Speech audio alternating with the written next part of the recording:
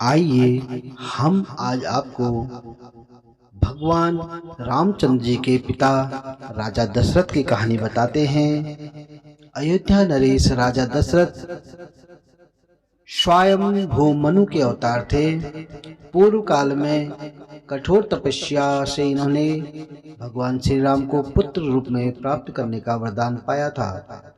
ये परम तेजस्वी, वेदों के ज्ञाता, विशाल सेना के स्वामी, प्रजा का पुत्रवत पालन करने वाले तथा सत्य प्रतिज्ञ थे। इनके राज्य में प्रजा सब प्रकार से धर्म कर्म में लगी रहती तथा धन धान्य से संपन्न थी। देवता भी महाराज दशरथ की सहायता चाहते थे। देवासुर संग्राम में इन्होंने दैत्यों को पराजित किया। इन्होंने अपने जीवन काल में अनेक यज्ञ भी किए। राजा दशरथ की बहुत सी रानियां थीं। उनमें कौशल्या, सुमित्रा और कैकेयी प्रधान थी। महाराज की वृद्धावस्था आ गई, किंतु इनको कोई पुत्र नहीं हुआ। इन्होंने अपनी इस समस्या से गुरुदेव वशिष्ठ को अवगत कराया। गुरु की आज्ञा से श्रृंगी ऋषि को बुलाया गया तथा उनके सानिध्य में पुत्रेष्टि यज्ञ का आवाहन किया। यज्ञ पुरुष ने स्वयं प्रकट होकर पायसान से भरा पात्र राजा दशरथ को देते हुए कहा, राजन, यह खीर अत्यंत श्रेष्ठ, आरोग्यवर्धक तथा पुत्रों को उत्पन्न करने वाली है। इसे तुम अपनी रानियों को खिला दो। महाराज ने वह खीर कौशल्या, कैकेयी और सुमित्रा में बांट कर दे दी। समय आने पर कौशल्या के गर्भ से सनातन पुरुष भगवान श्री राम का अवतार हुआ। कैकेयी ने भरत और सुमित्रा ने लक्ष्मण तथा शत्रुघ्न को जन्म दिया। चारों भाई माता पिता के लाड़ प्यार में बड़े हुए। यद्यपि महाराज के चारों ही पुत्र प्रिय थे, किंतु श्री राम पर इतना विशेष स्नेह था, ये श्री राम को क्षण भर के लिए भी अपनी आंखों से ओझल नहीं करना चाहते थे।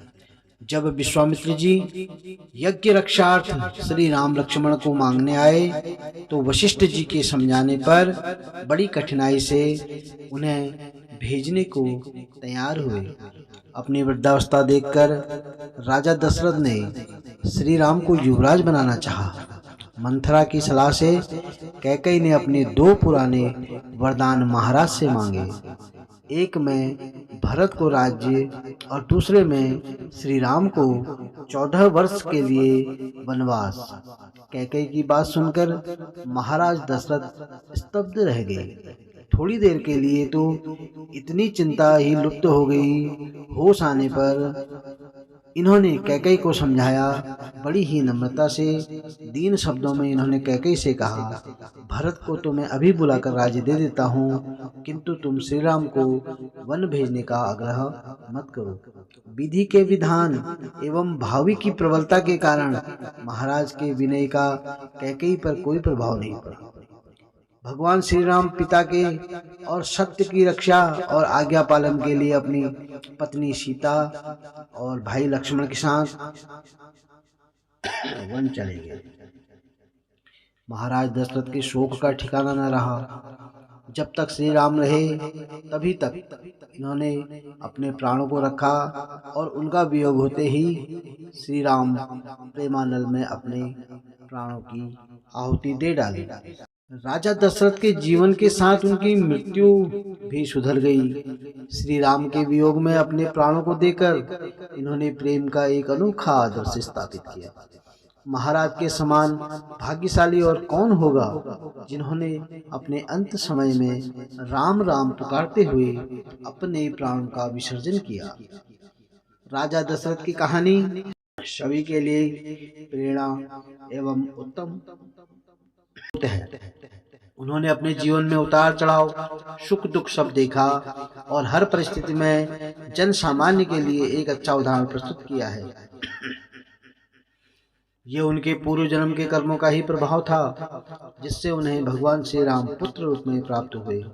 मेरा मानना है कि इस कलयुग में हर एक व्यक्ति को राजा दशरथ की कहानी अवश्य पढ़नी चाहिए। और उससे सीख लेनी चाहिए। आज के समय में जब मानव अपने संस्कारों और परंपराओं को भूलता जा रहा है, तब राजा दशरथ की कहानी जीवन को सही दिशा दिलाने में मददगार साबित होती है।